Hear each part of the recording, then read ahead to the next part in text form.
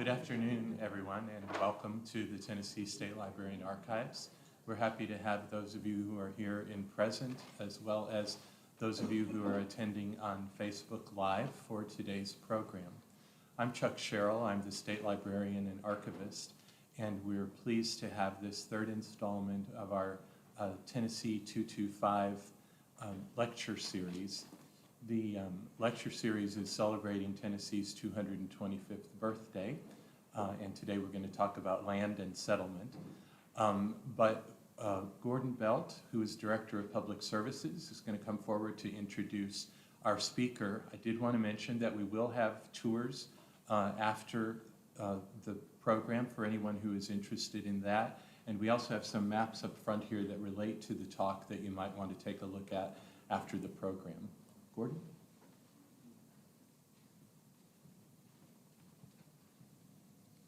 Thank you, Chuck, and thank you, Aaron, for joining us. I want to introduce our speaker by relaying a little bit of an anecdote and how we met.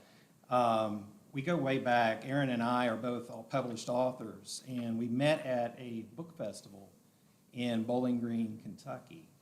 And one of the things that, actually two things I remember about that visit. First, we noticed there were a lot of people at this book festival. And I got a little excited thinking, wow, they're here to see us. No, Henry Winkler was there. And, of course, the Fonz. But he had published a lot of children's books and was quite popular in that genre. And so I was a little disappointed and disheartened that they weren't here to see us. But we had a great visit. I got to know Aaron and his family really well. The other thing I'll relate to you is when we were sort of breaking the ice and getting to know each other, he told me he took the trip using side roads and kind of avoided the interstates and brought his family along and kind of talked about the geography and the history of the small towns between East Tennessee and Bowling Green, Kentucky. So I thought that was really neat, and it really ties into the subject of this presentation. So I want to give you a little bit of background. Dr. Astor is a historian and an associate professor at Maryville College. He's the author of the books Rebels on the Border, Civil War, Emancipation, and Reconstruction of Kentucky and Missouri, and the Civil War along the Tennessee's Cumberland Plateau. He also wrote 11, count them, 11. I just managed to get one with a co-author credit, so kudos to you. 11 articles for the award-winning New York Times Disunion series. So he serves on numerous historic preservation groups across Tennessee, including the Board of Tennessee Civil War Preservation Association and the East Tennessee Civil War Alliance. He's earned his PhD in history from Northwestern University and his BA at Hamilton College, and inexplicably, he's a fan of the Georgia Bulldogs. But I won't hold that against you. So please welcome Dr. Aaron Astor.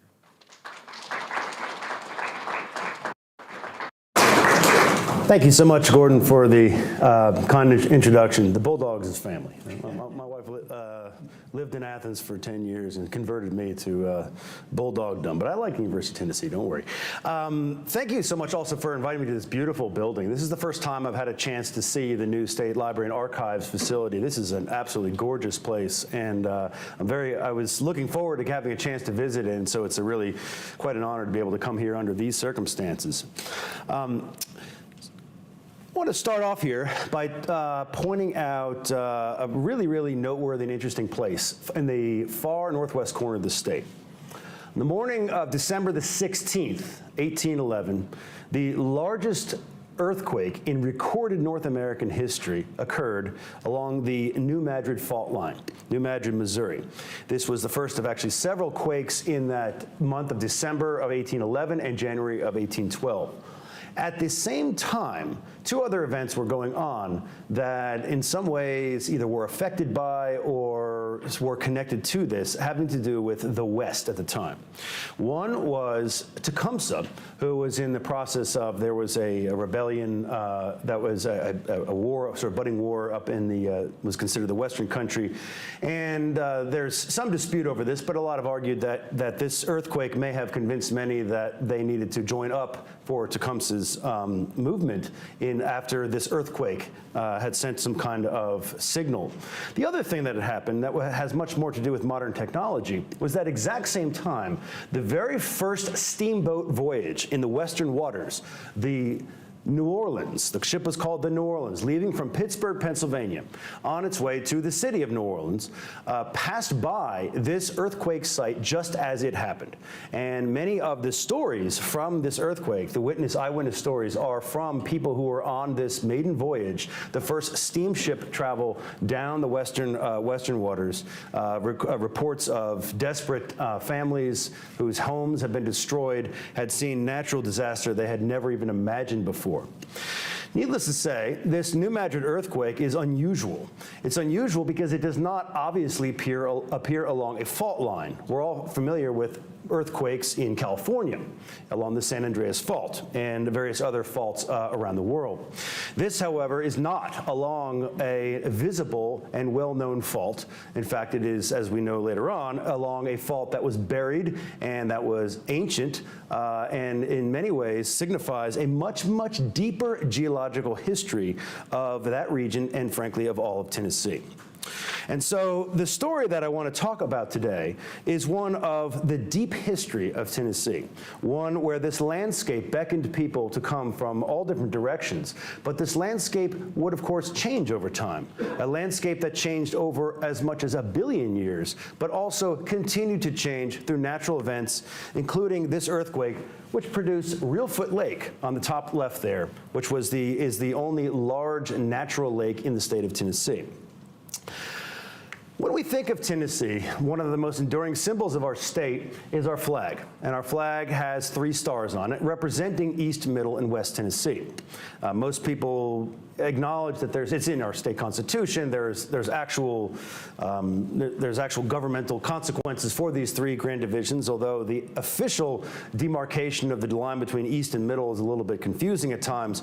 But nevertheless, I like to think of it as a time zone boundary. I was joking yesterday when this morning I crossed from Eastern to Central time zone, but I like to think I was going back to Ordovician age or Cambrian age, and then maybe later on I'll go back to the modern geologic times. But no, we're only talking about 1 hour here.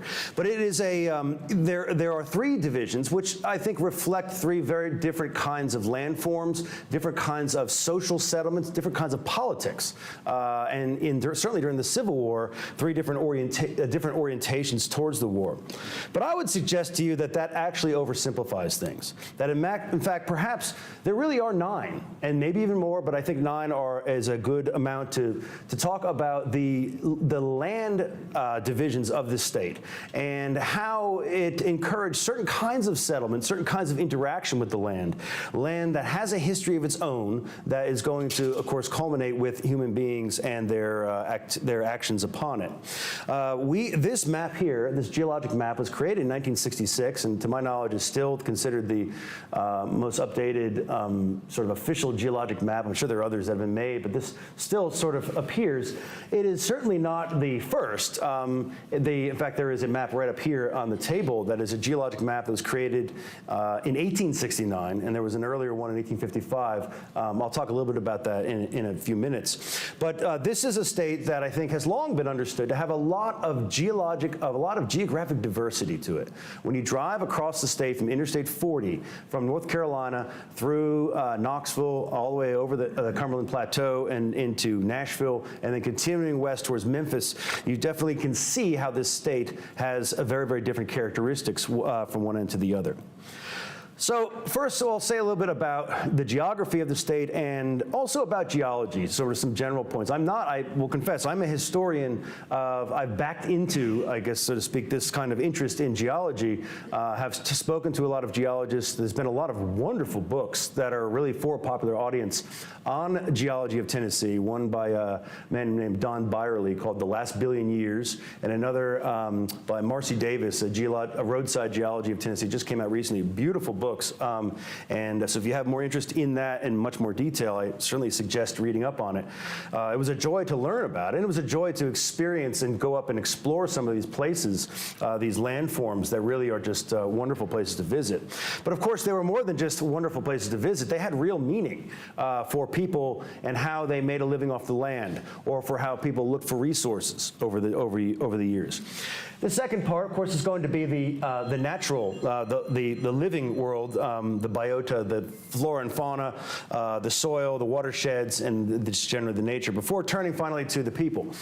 First, the native peoples, we call them native peoples. They arrived here thousands of years ago, coming from the west, and then the next large group of people coming from the east, both straight east and northeast, into the late 18th and into the 19th century. And then I will finish up with discussing some of the consequences of looking at this deep history of Tennessee, what this reveals about the kinds of world that people created here, particularly up to the time of the American Civil War.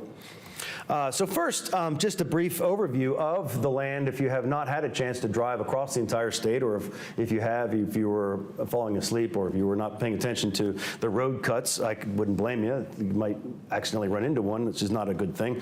But just to point out, generally speaking, the elevation of the state goes from the highest point in the east to the west. And along the eastern edge is the boundary of North Carolina, with a mountain range that is part of a much larger Appalachian Blue Ridge mountain range. It has multiple names. Some are sometimes called the Unaka Mountains, sometimes the Unicoi, and most famously in the middle of it, the Great Smoky Mountains. I happen to live about 20 minutes away from there. These are absolutely stunningly beautiful mountains, but they were most certainly a barrier to travel during much of the state's history, and frankly, they still are. North Carolina is, I think, maybe 15 miles as the crow flies from my house, but it takes at least an hour to get there because of the windy roads you need to get to. And you can imagine before motorized vehicles, it would take even longer.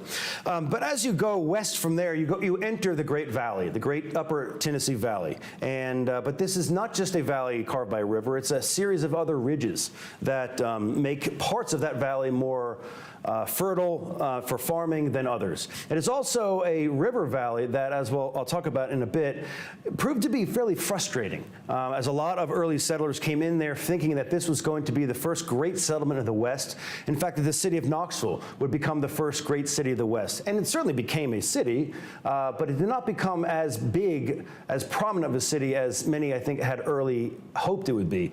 In many ways, the city of Cincinnati would emerge as the Queen City of the West instead. And there are actually natural reasons for this, having to do with the flow of the Tennessee River, these issues would not be addressed until the 1930s with the creation of the Tennessee Valley Authority. As you continue west, you climb up again, climb up this Walden Ridge, and you reach the Cumberland Plateau, which is, I wrote a book about the Civil War during this area, and Chuck Sherrill has family from, it turns out, right from the Plateau area. He has a relative who was the first sheriff of Cumberland County in the 1850s. The Cumberland Plateau is a rather stark area. It never had a very large settlement of people. It is the soil is extremely rocky, sandstone caprock, but it was in many ways a barrier to travel across, and it really is the divide between East and Middle Tennessee. As you come down from there on Long I-40 and you head in towards the town of Cookeville, which is where Tennessee Tech University is, you enter a lower plateau called the Eastern Highland Rim. Here there is more arable soil, but it is still not exactly great. And you can continue that way. It is cut through by many creeks and rivers. There is that brief Short Mountain, which is in Cannon County, which is actually a relic of the eroded Cumberland Plateau that is still there. And then finally you drop into the Nashville Basin, which is where we are right now. And the most surprising thing about this area, for those who have not studied this geology, is that this actually used to be a dome that was higher than the surrounding surrounding area. I'll talk a little bit about that in a second. As you go west from here, you ascend back up the Highland Rim. If you head out towards Cheatham County or Montgomery County, you certainly know what that's like, heading west up the hills there, before dropping to the Tennessee River once again. One of the strangest river courses in America, the Tennessee River, which drops down to Alabama and back up again. And this place, at this point, the river turns north. When you cross west of there, you enter some of the most geologically recent soil in the state of Tennessee, making it some of the most fertile and would eventually produce some of the largest farms and even plantations before the Civil War in the western part of the state, and then finally culminating on bluffs overlooking the great Mississippi River. So these are, this large eco regions. In the bottom, you can see they're.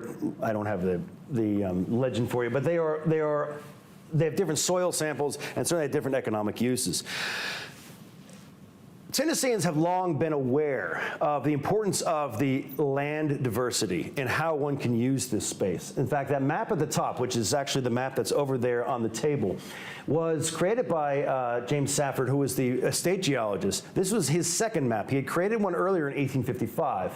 What I find remarkable about this map, he lists things, he calls them coal measures, or limestone, iron. He's finding copper, zinc. I mean, all sorts of mining. It's clearly, as many geologists were doing at the time, trying to find minerals for mining purposes. A lot of states, including Pennsylvania, was really one of the pioneers of this, of hiring professional state geologists who would help to locate potential mineral resources. This being one of them. What I find fascinating about this map is that this is almost 100 years before plate tectonic theory was ever embraced, was ever really, it was advanced in the early 20th century by Alfred Wegener, but it was not really accepted until 1960 and after World War II. And yet, when you look over this map, there's a lot that rings still true. There's a lot that seems, if you look at it, compare it to a modern map, there's a lot that's actually still quite accurate, which is really pretty amazing to tell you about the nature of that science of geology, such that by the middle of the 19th century, before plate tectonic theory was even acknowledged, there still was enough understanding of the geologic time, of sedimentation, principles that have been laid out by Hutton and Smith, British geologists, but then others as well, including some of the early discoveries here in America, helped to lay out this entire field of geology to understand even the age of the Earth, which was, at a time when lots of advances in modern science. 1859 in the field of biology is the year of Charles Darwin's On the Origin of Species. So there are a lot of really, really jarring scientific revolutions, if you will, at this exact moment in the mid-19th century. And this map, I think, and it's also quite a beautiful map, represents that. By the late 19th century, you can see this agricultural map, which is showing how much it corresponds with this geologic map above, how farmers are obviously aware of the soil yields from different parts of the state that we could pretty easily tie to geological origins. A few basic points here about geology in general and of its connection to the state of Tennessee. First is, this may be sort of a basic point here, but the principle of the rock cycle, which is that rocks are produced from magma deep in the earth and volcanically come out in the form of igneous rock, and then once they have reached the surface of the earth, then they are deposited as sediment elsewhere, and the deposit builds up and creates bedding that we call sedimentary rock. Looks like a series of pancakes, and eventually layers upon layers on top of this pushes down. The bottom ones are pushed further down into the earth. Heat and pressure creates metamorphic rock, and eventually it heats back into magma again, and the cycle goes on and on and on. This cycle of course, takes a very, very long period of time to effectuate, but it did not just produce magma and lava coming up. There were also other minerals that came from deep in the earth, like copper, for example, that would be very important in the state's economic history. On the right there is the plate tectonic map, which is, I think a lot of us are familiar with. This shows sort of the arcs of volcanoes and earthquakes all around the world that are the plate boundaries. But again, I point out that the New Madrid earthquake, which is the largest that we know of, certainly in modern North American history, is not along one of those plate boundaries, which suggests that there was clearly a fault before this, that even those plate boundaries that you see are themselves products of earlier geological forces. And in fact, these plate tectonics are such that these plates have moved. Not only have they moved all around the Earth, but they've slid in their position on the Earth. This is something that's easy to forget. It wasn't just, for example, that North America and African plates had once joined together to form the Great Appalachian Chain. It was also that all of those continents were at one point slid all the way down to the equator or even down to the South Pole and then back again. So even the place upon the globe has changed over time. And that's going to have major effect in terms of, obviously, the climate and the level of marine life that can come in or out of a particular area at a particular point in time.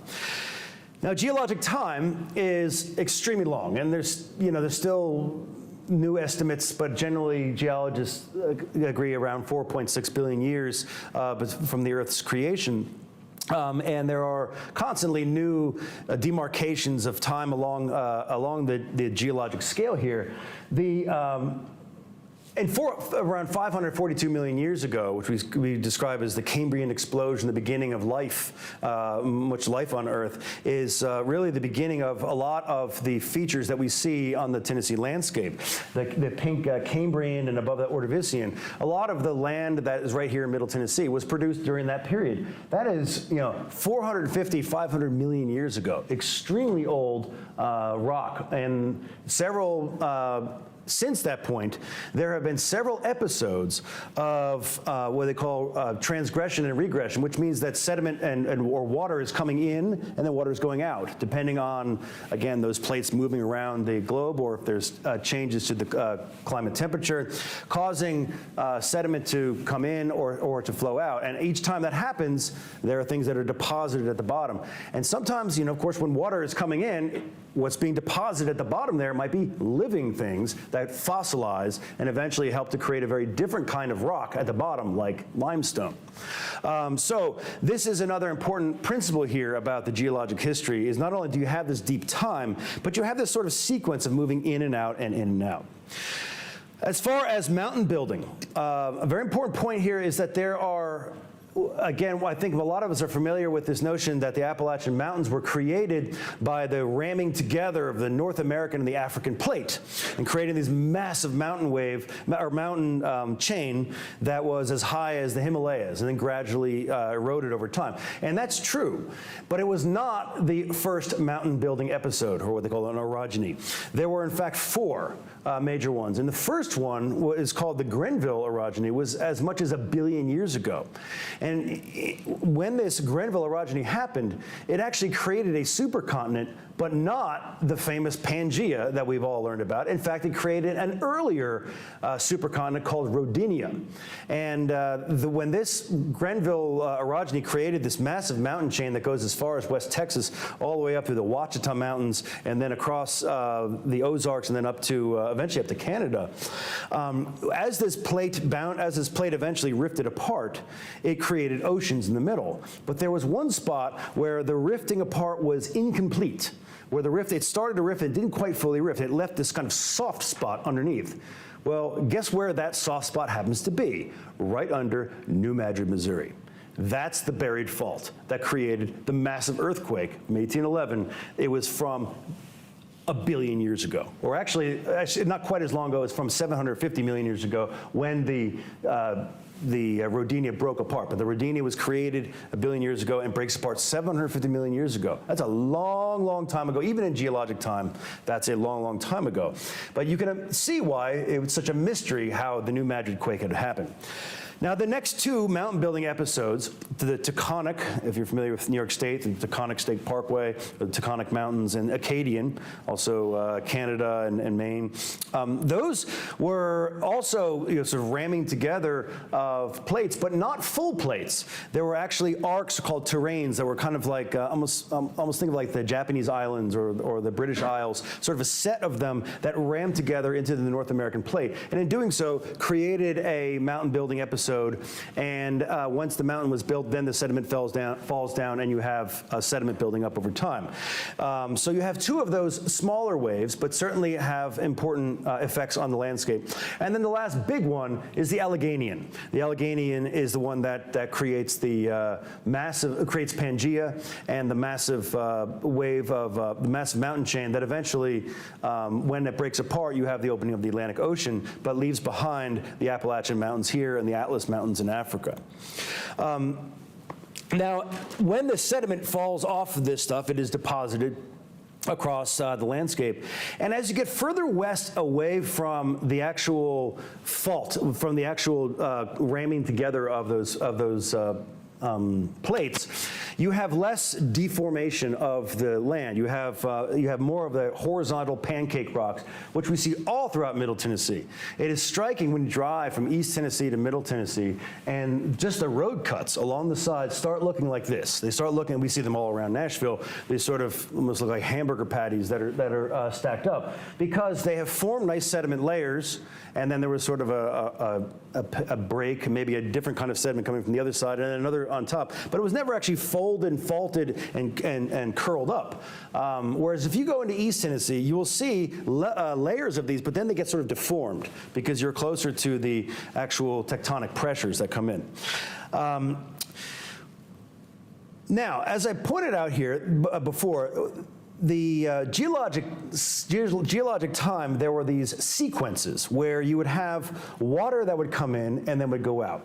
And in the process would actually create something like an inverted topography. For a few 100 million years, the topography was in many ways the exact opposite of what you see now, where instead of an Appalachian mountain chain, you actually had an Appalachian basin. This was a shallow sea, a shallow inland sea. This is where, because of the change of the climate, when ice caps melted, you had more water coming in and washing in and creating that Appalachian basin. On the other hand, you still had relics of an older bit of uplifted land that was called the Cincinnati Arch. At the bottom of it is right here in Middle Tennessee and manifests in a dome that will be called the Nashville Dome. Now, what's interesting about this Appalachian Basin is that at the bottom of this inland sea, there were all sorts of living creatures. There were crinoids, there were trilobites, there's all sorts of creatures that when they die, the shells at the bottom become fossilized and eventually become, if they're in the middle, become limestone. If they're on the edge, if they join up with silts, they might become shale, like the Chattanooga Shale. But along the edges of this old inland sea, you have something like a beach. You have something like dunes along a beach. And think of when you go to the beach and you think of the kinds of plants that grow along there, along a beach. Those plants, as they also fossilized, turn into peat and then into coal. And so the veins of coal and later on natural gas and oil tended to follow along the edges of this old Appalachian Basin. So it's sometimes very hard to imagine or hard to think, why is coal where it is? Why, whether it's on the Cumberland Plateau, eastern plateau of Tennessee, or for that matter up through eastern Kentucky, West Virginia. And remember, the first oil struck in western Pennsylvania, Titusville, Pennsylvania, and more recently fracking for natural gas. It's all the same Appalachian Basin. And so in many ways, geologists today are hired to do the same thing they were hired to do 150 years ago, which is to find mineral resources that can be used for miners. Just a little look at what those that limestone, these fossilized, a lot of the area around here was limestone rock, and which had a filtering effect, which made for very pure water, but also this could produce quite fertile soil. I noticed in this beautiful new building, on the outside, they have the state bug and the state everything. I saw the state rock limestone. I was excited. I was in the right place. Okay, so that's, about this deep geology. Now, the effect of all this is that not only do you have these landforms that go across the state, but you also have the distinctive elements are river basins.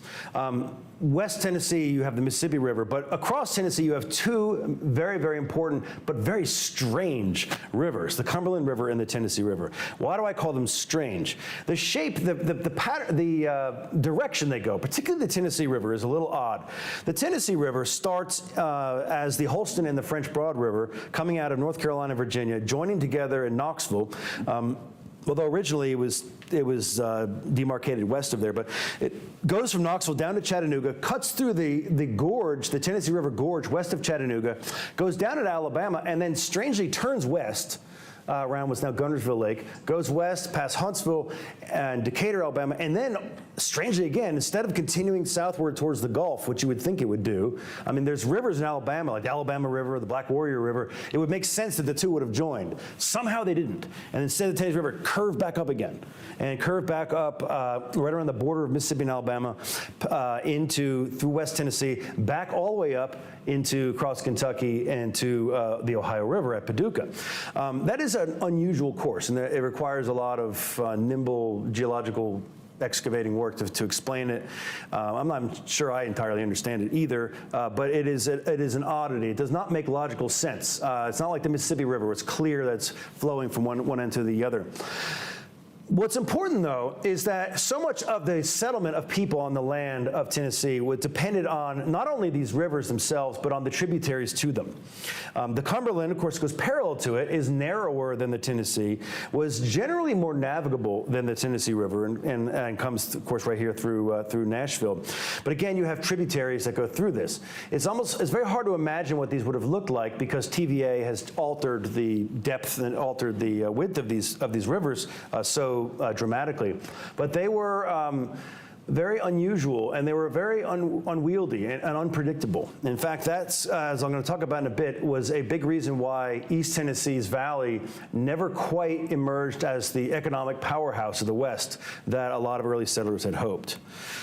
Now, as far as the land, as far as the natural life on the land, going from the ancient times of these fossilized, now long fossilized animals, to modern wildflowers, trees, and of course animals across the state. One thing to keep in mind here is that this latitude where Tennessee is, most places on Earth on this latitude are desert. If you follow our latitude, which we are about 36 degrees north, or somewhere roughly around there, if you follow that eastward, you will end up across the Saharan Desert of North Africa. You will go across Iran. You will go across, I think, near Afghanistan. You'll go across desert almost everywhere around the Earth. This is one of the few places, and of course you go west, you into the deserts of Arizona and New Mexico and California. This is one of the few places along this latitude where you actually have humidity, and that is because of the Gulf of Mexico. But the result of this is it helps to create a unique biota in this area, and particularly where the mountains rise up. So the Great Smoky Mountains which is considered an international biosphere, is a temperate rainforest, and is one of the few in the world, and part of what makes it such a wonderful place. It's unusual that it's this humid in this area. Well, let's turn to the people, because the people are going to arrive as well. And there are a lot of theories of exactly when the first peoples arrived. The thinking now is maybe 22,000 years ago, 20,000, it could be 12,000, we don't really know, but there's early peoples who've coming from Asia. And keep in mind here that when we talk about people coming into Tennessee at this point, they're coming from west to east. Right, so they are coming. There's waves of invasions of people coming in from west to east, and the woodland peoples who settled more permanently in this region from the maybe 500, 600 BC up to about the 800s, and then followed on by one of the first sort of permanent civilizations known generally as the Mississippians, and they're well known for building mounds. These mounds are all throughout the central and southern part of the region. In fact, New Madrid, where that earthquake is right in the heart of that region, the Cahokia area of southern Illinois, too. Now, by around the 1400s, new waves of migrants came in again from the west. And they came from all different linguistic traditions. There were Siouan peoples, there were Algonquian peoples, there were Iroquoian peoples. The original Mississippians are generally referred to as the Muskogeans, and later on will be identified as Creek, Chickasaw, or Choctaw. But as you can see on this map here, and again, this is a map from the 60s, and it gives a little bit of a misleading sense of hard and fast boundaries. It's very much an estimation. But this area, you can see there's incredible linguistic diversity here. The Shawnee, or Algonquin language, Yuchi, and I think the name Tanasi may be originally of Yuchi origin, was a Siouan, and the Cherokee was Iroquoian, and most, unlike other Iroquoians who ended up in what's now upstate New York. So this was a place where you had linguistic diversity, and you had a lot of, through oral tradition, there's been a lot of recovery of the stories of peoples as they've settled into the area, even before Europeans arrived. Now, when Europeans arrived here, they tended to arrive here from two different directions. They were either directly from the east, from North Carolina, or from the northeast, from Virginia. And many of those who came to North Carolina had first come down from Virginia, a lot entering in from Pennsylvania, actually going down to Virginia and then maybe dipping down to West North Carolina and then heading over to the west.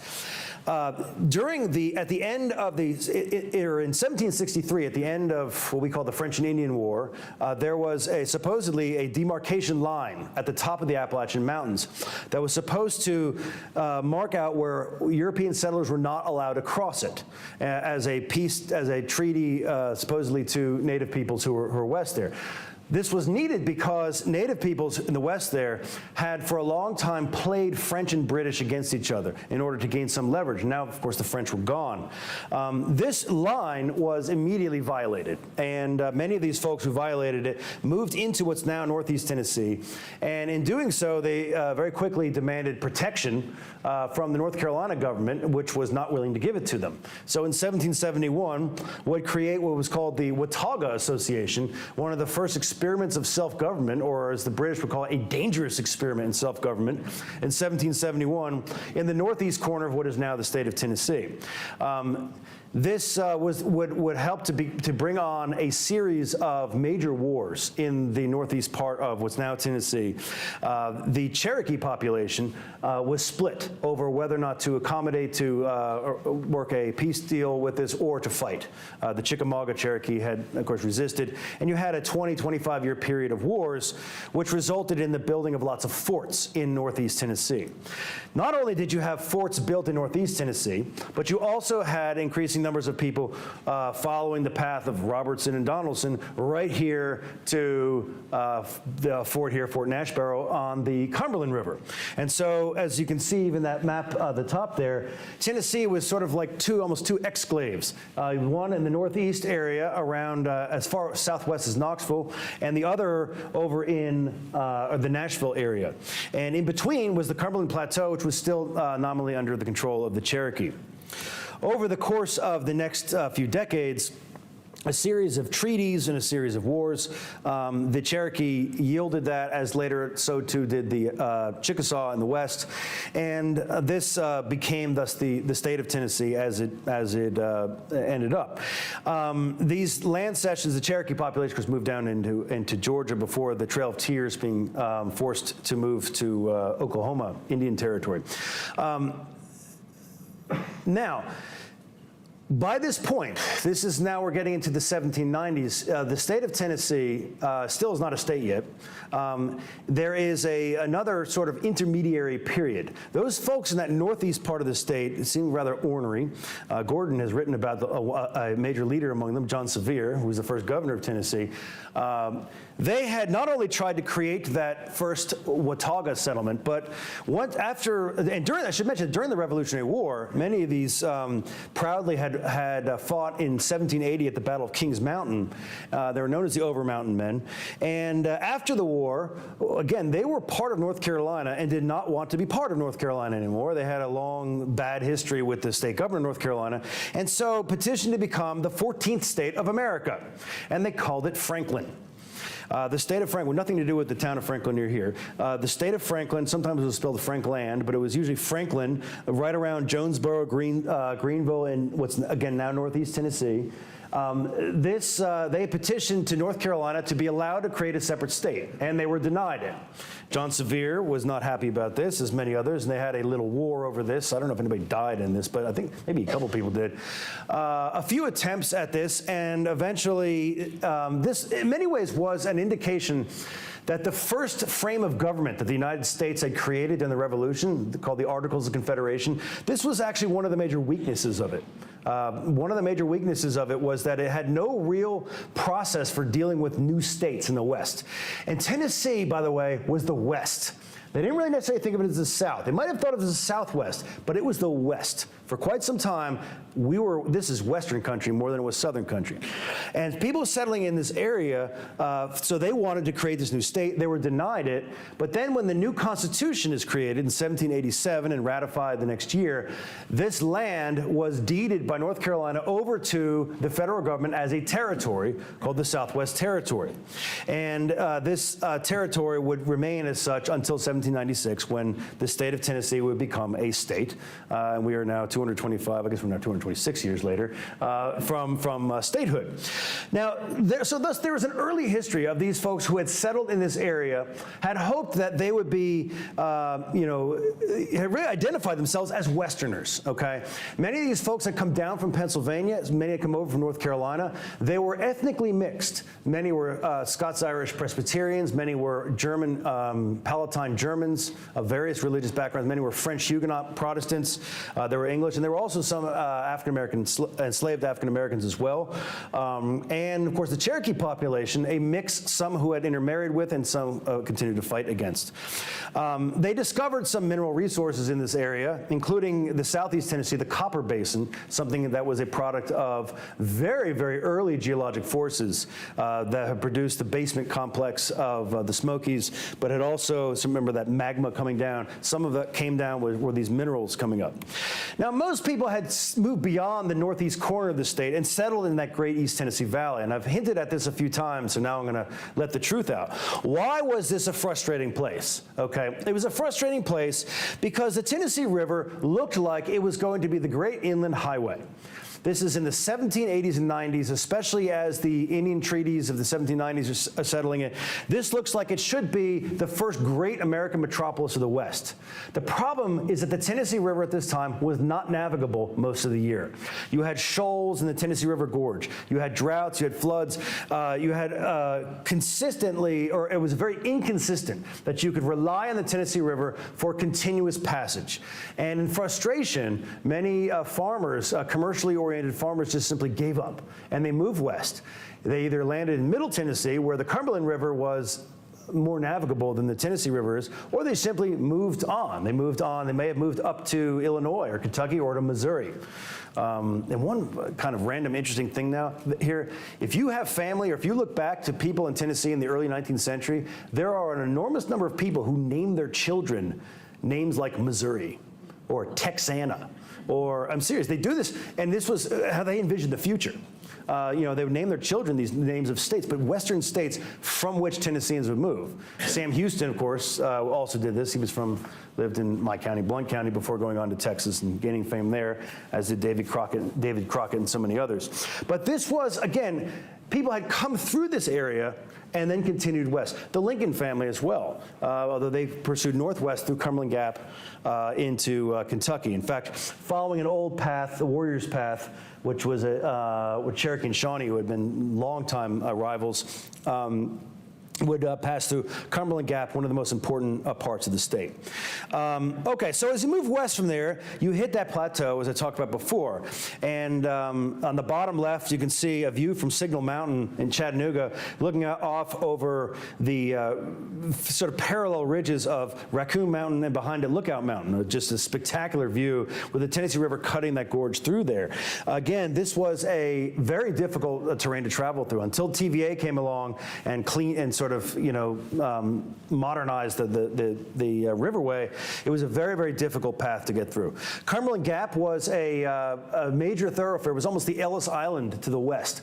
Well over 100,000 migrants moved through there on their way to Kentucky and then on through into the old Midwest between 1780 and 1810. An incredible number of people passed through there. But passing through there is one thing. Stopping along there is another, because it was clear that this this Cumberland Plateau was capped by sandstone that was very difficult to farm on, immortalized in Rocky Top, where the dirt is too rocky by far. And by the way, the town of Rocky Top is fake. Sorry, I'm just going to say that. There's a town of Rocky Top. It used to be Lake City, and before that it was Coal Creek. It was not the original Rocky Top. Sorry, it's Campbell County or Anderson County. Rocky Top, there is a real Rocky Top, and it's in Blount County, thank you very much. It is on the top of the Smoky Mountains, and it is a spot that Felicia Boudleaux Bryant wrote the song. They were in Gatlinburg, and they wrote this about it. But the concept, I'm joking here, the concept here about the dirt's too rocky by far, that describes this very rocky soil that's very difficult to farm. And still, there's not a whole lot of agriculture up there. There is, however, industries like the Crab Orchard Sandstone, the stone capital of Tennessee, that you can find. Beautiful area, cut through by these incredible gorges. And one of the interesting things about this is how the sandstone at the top does not erode very easily, but underneath it is limestone that does erode very well. So you get these incredible gorges where a creek will open up and create this massive canyon, where waterfalls will create this spectacular amphitheater. If you've been to Fall Creek Falls, you've seen an example of this. Another fascinating part, and maybe kind of an exception within the area, was the Sequatchie Valley, which for a long time was thought to be a rift, but it turns out was actually pushed up through tectonic forces and then collapsed down, leaving some limestone, some rich soil in the valley underneath here. And the head of the Sequatchie is actually where our Chuck Sherrill's family is from. The Sherrills are from the head of the Sequatchie. It's a very remote and a gorgeous part of the state, but it's hard to get to. And not many people move there. During the Civil War, by the way, this was perfect terrain for a very nasty kind of warfare, guerrilla warfare. People were hiding among their loyalties were divided, lots of people hiding out. That was the nature of war in that part of the state. As you continue west, you also notice caves. Cave survey, an incredible number of caves around White County and Van Buren County, caused by all that limestone, creating a karst. And as you move west off this karst, you get into the eastern Highland Rim, where the soil is not quite as rocky as it is on the Cumberland Plateau. It is still not particularly great. You have a lot of barrens, however, you do have very good water. Water that is going to turn out to be very good for making whiskey and for horses. And it's no surprise that this area is going to be where Jack Daniels and George Dickel are going to be headquartered in that part of Tennessee. The Cedar Glades, which appear over limestone, you can see them in eastern Wilson County, also are kind of a product of this, this somewhat unusual landscape. Beyond there, of course, you get right here into Nashville, which was, as I said, was originally a dome that had actually crushed down. It had gone up and then sort of collapsed into this dome and became a basin. And as such, it left behind some very fertile soil that made it the wealthiest part of the state, and in many ways still is. Then you go west from here, you go up to the other half of the Highland Rim, and you see some other relics of the soil. It tends to be okay for tobacco, but you also see a lot of iron furnaces. Some of the earliest iron furnaces in Tennessee can be found around Hickman County to the west of here. And then, of course, you slope down to the Tennessee River, where the river curves north. A fascinating thing is if you look at maps of Civil War loyalties, you'll find that in West Tennessee, there's a handful of counties, like Hardin County, where the majority of the population was Unionist. I don't know if there's any clear explanation for them. One theory is that the river curves north there. River flows north there. There may have been perhaps some ties to Illinois from that direction. And then, of course, west, you get to the Cotton Belt, the closest to resembling, say, Mississippi. But even there, mostly the southwest part of the state, because before the Civil War, the northwest part of the state still had not really been entirely developed yet. And the Mississippi River itself was, at one point, a massive bay that had, you can see the New Madrid Fault the bottom there. And at the top right, there is you can see the shoreline, which had gone all the way up into, I mean, this was, imagine the Gulf of Mexico protruding all the way as far north as almost to St. Louis. And then it eventually retreats down. You can see the bottom of Louisiana there. So that actually that's that part of that weakened fault line underneath that allowed the bay to go up there before washing back south. And finally, of course, we have Memphis, which was on a bluff overlooking the Mississippi River, a place that that Overton, one of the founders of Memphis, had bragged to others. He said this place was so high up on the bluff that if you come in, there'll be no mosquitoes. He was lying. And like many boosters of cities, they lied like this. Yes, there's a lot of mosquitoes there. And by the way, there's no bug spray back then, nor is there air conditioning. But nevertheless, the city of Memphis did, in fact, develop here as a major trading city, and we continue to be after the war. Let me conclude here by saying a little bit about how all this comes together.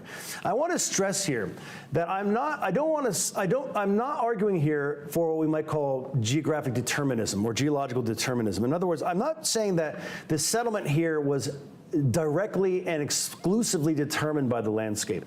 Human beings made human choices. Human beings developed relationships with other human beings and with the soil and with the nature.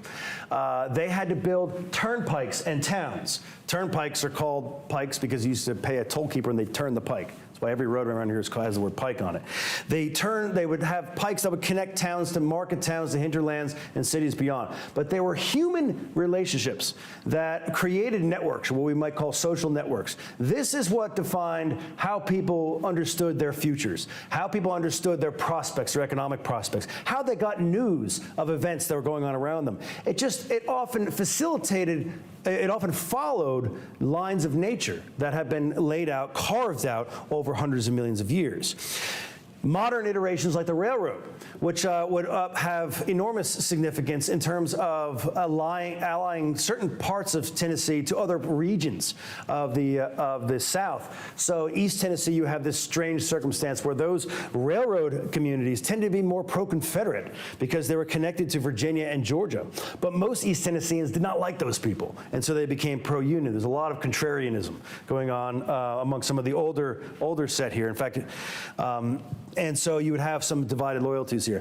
As far as slavery, slavery which not surprisingly would become most common in places of rich agricultural bottomland, particularly southwest Tennessee, Fayette County, which is the closest you have to sort of a cotton belt. But there was also a very large slave population in Williamson County, in Middle Tennessee. And we're not all necessarily growing cotton, probably a lot more foodstuffs, but this was a wealthy area, and was not initially pro-Confederate. It became that way once the war began. But again, there were social and political and economic ties that pulled them northward, especially on the brand new Louisville and Nashville Railroad, as much as it pulled them southward.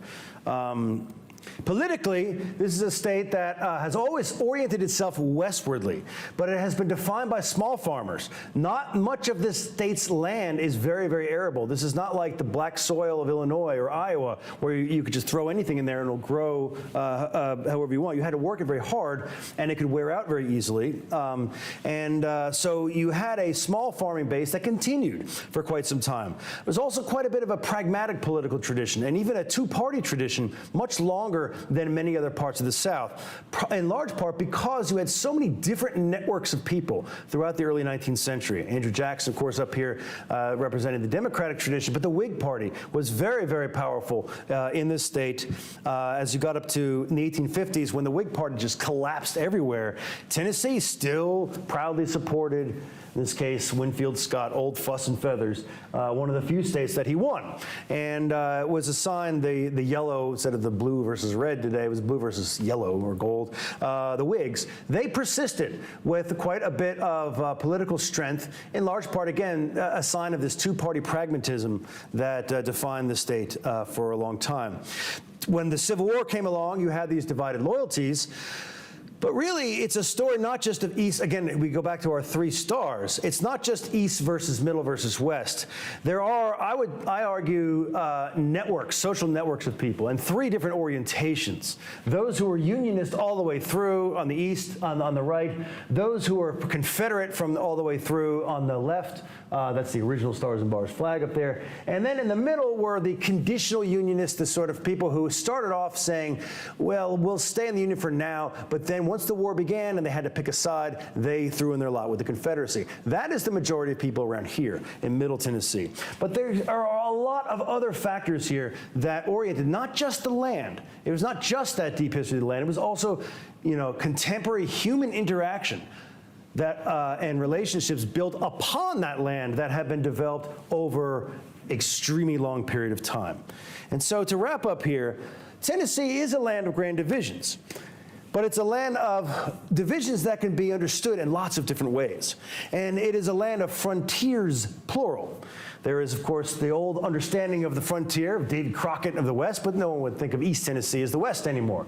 There are frontiers in terms of altering the land, like the Tennessee Valley Authority, which is the map at the top there. And of course, modern day, as everybody likes to point out, how many people move to Nashville every single day? This state continues to change. It is still a frontier in many ways, and many people are drawn here by both the culture and the people, but also by the land. And that's what I have. Thank you very much. And I will open up to questions.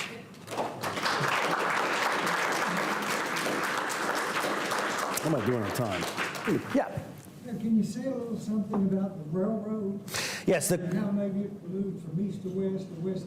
Yes. The question was about the railroad going from east to west and west to east. One very important point about the railroad, if you look at the railroad, this is a little bit blurry here, you'll notice there's no railroad going from Knoxville to Nashville. Okay, there's no I-40. If you wanted to go from East Tennessee to Middle Tennessee, you had to go down to Chattanooga and back up again.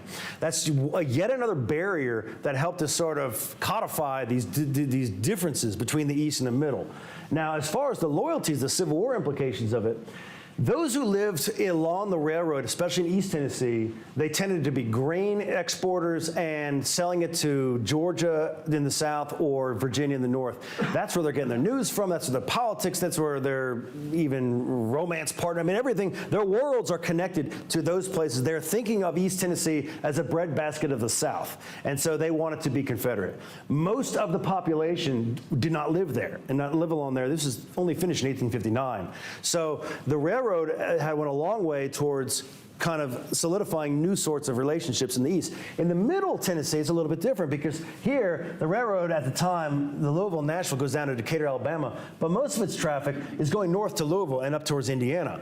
And so there's a lot of traffic from Nashville going northward, just as there was along the Tennessee River going north there, and even Memphis connecting up to St. Louis and further up. So the connection of Tennessee to the south or to the north was not always just a simple geographic question, and it was not just simply a question of how much slavery was there in a particular county. There were indirect ties to the larger South or the larger North that tended to influence how people thought about the question of loyalty coming to the Civil War. What's the date of this? This is just, it's 1860. Okay. Yeah, it's 1860. So the Tennessee Central, which was for a period. The Tennessee Central, that's the one that goes through Cookeville. Yeah, that was not built till like 1900, right? Yeah, it's much later. I don't know, much later. Yeah, Monterey, the town of Monterey, which was, those areas, again, were, it was very difficult traveling. And there was a road, interestingly enough, as early as 1802, there was something called the Walton Road, which was a very early turnpike that was to connect Knoxville to Nashville, but it was rough. I mean, the descriptions of it are like, it's, at first they said they worry about Indians, and then they worry about various, mountain men that are going to attack them.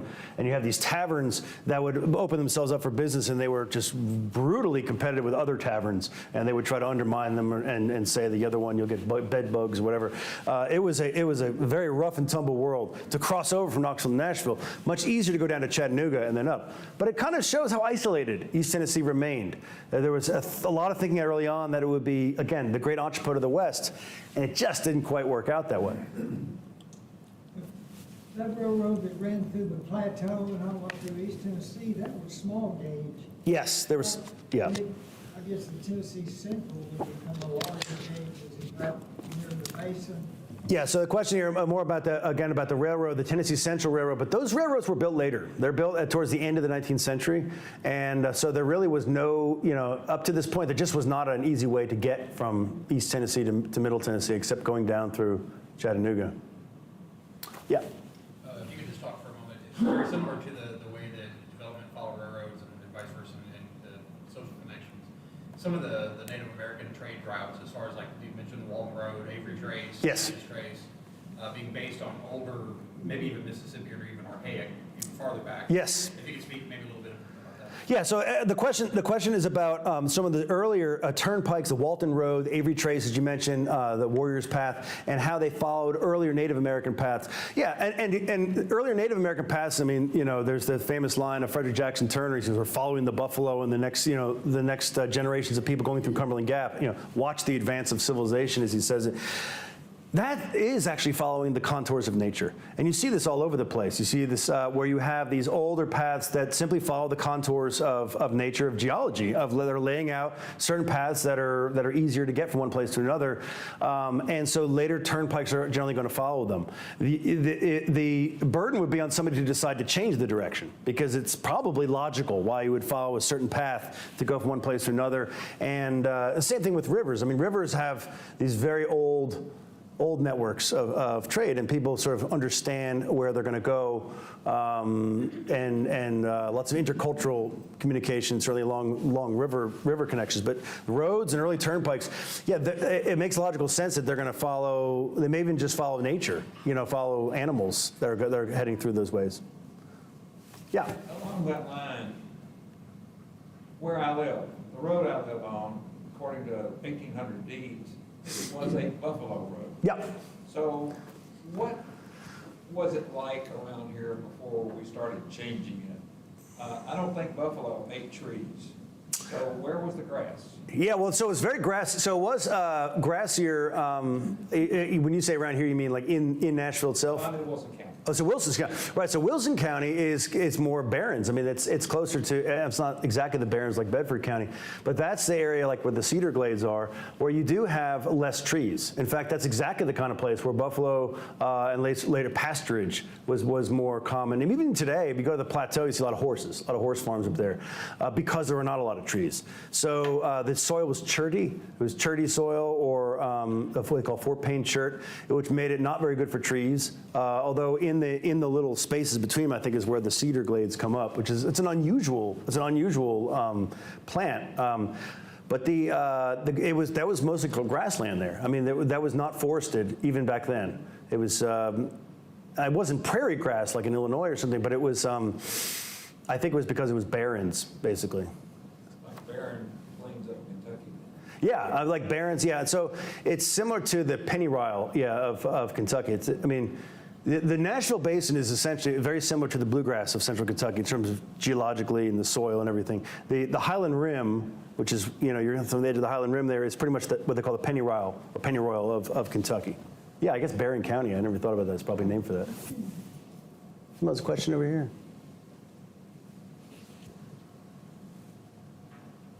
So I thought somebody else had a question. I have about 3 hours worth. It's a lot of 3 hours. I don't think we have that much time. I'd love to talk about this as long as we want.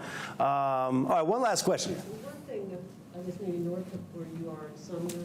Yeah. Which was Buffalo Lick, right? Yeah, Buffalo Lick, Buffalo Trace. Buffalo, you know, a trace is just an old path, basically.